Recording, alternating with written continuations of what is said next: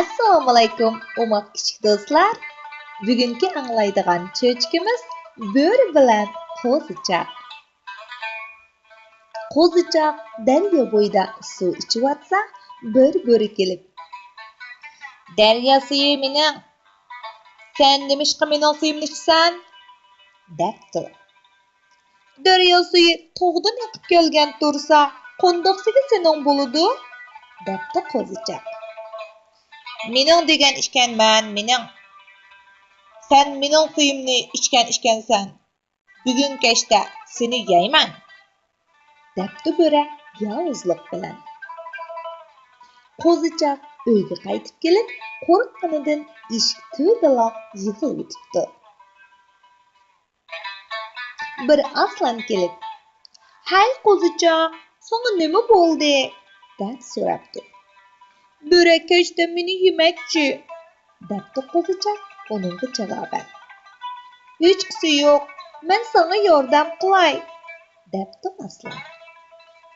Bir azdan keyin seriq kuchuk kelib, "Hey qo'zichoq, nimishqa yig'laysan?" deb so'rabdi. Qo'zichoq, "Bo'ri bugun kechda meni yemoqchi", deb javob beribdi.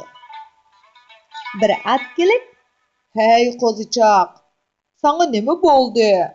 deb so'rabdi. Qo'zichoq, "Bo'ri bugun kechda meni yemoqchi", debdi. "Hech qisi yo'q, men sana yordam qilay", debdi at. Bir azdan keyin fil kelib so'rabdi. "Hey qo'zichoq, sen nimishqa yig'laysan?" "Bo'ri bugun kechda meni yemoqchi", debdi qo'zichoq. "Hech qisi yo'q, men sana yordam qilay", debdi fil. Qorong'i tushibdi. Aslan, seriq kuchuk, oq at, fil qatorliqlarning hammasi qo'zichoqning uyiga kelibdi. Besh do'st birdan maslahatlashgandan keyin yaxshi bir chora tepibdi.